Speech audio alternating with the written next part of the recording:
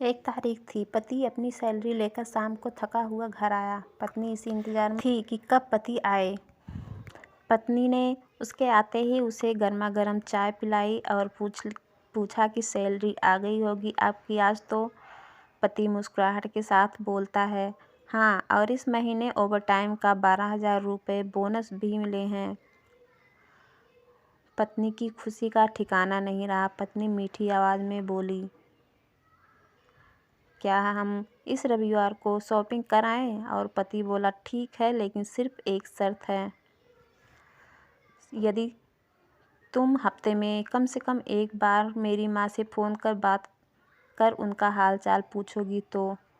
पत्नी ने दबी आवाज़ में हाँ कर दी। पति सिर्फ यह चाहता था कि उसकी पत्नी और माँ के बीच जो भी अनबन है वह दूर हो जाए। सिर्फ 2 मिनट बाद पति के मोबाइल पर माँ का फ़ोन आया। उधर से माँ बोली, कैसे हो बेटा? बेटा बोला, मैं ठीक हूँ माँ। माँ ने सबका हाल चाल पूछा तो पत्नी इधर मुंह बनाकर मन में सोच रही थी, एक तारीख है, अभी सैलरी आई है, इसलिए फ़ोन करके पैसे मंगवाना चाहती है, लेकिन मैं एक पैसे भी नहीं देने दूंगी इस बार तो। उधर माँ बोली, बेटा थोड़ी मदद चाहिए। तो बेटा बोला, बोलिए माँ, क्या हुआ माँ?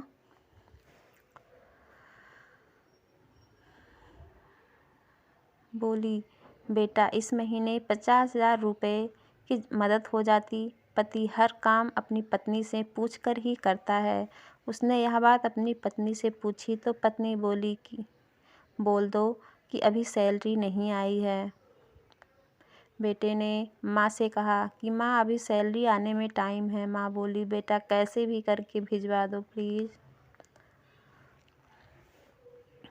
हॉस्पिटल में इलाज के लिए चाहिए। पति ने यही बात पत्नी से दोहराई।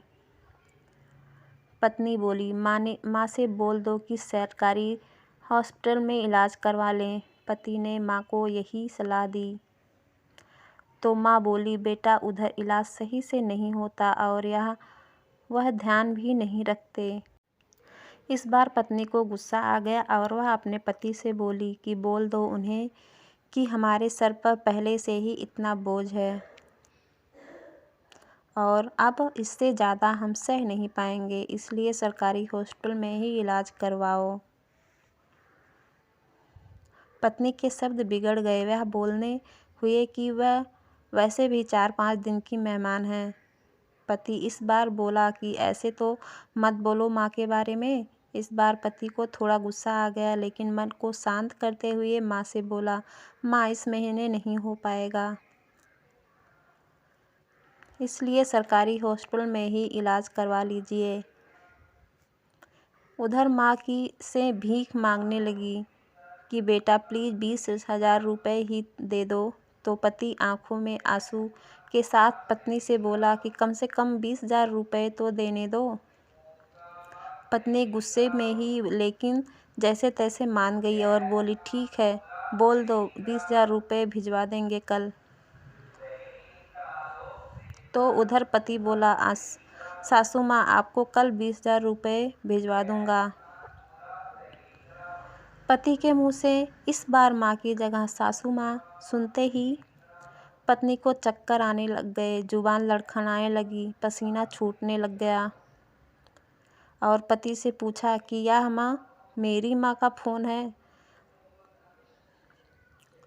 पति बोला, हाँ तुम्हारी माँ का ही फ़ोन है। मैं तो तुम्हारी माँ को भी अपनी माँ ही समझता हूँ, लेकिन तुम कभी मेरी माँ को अपनी माँ की तरह समझा ही नहीं है। पत्नी इस बार ज़ोर से रो पड़ी और फ़ोन में माफ़ी मांगने लगी कि मुझे माफ़ कर दो माँ, मुझसे बहुत बड़ी गलती हुई है।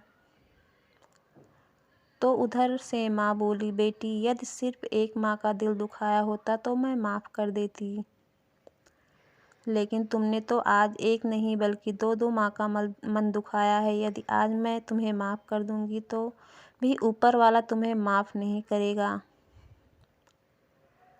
दोस्तों, ऐसा माना जाता है कि अगर ऊपर वाला भी माँ का कर्ज चुकाने आ जाए तो वो भी कंगाल हो जाएंगे। एक माँ खुद मौत के मुंह से जाकर जिंदगी को जन्म देती है। उस माँ का सम्मान करे, माँ तो माँ होती है, उसको मरने से पहले जीते जी ना मारें। दोस्तों, इस कहानी को लेकर आपकी क्या राय है?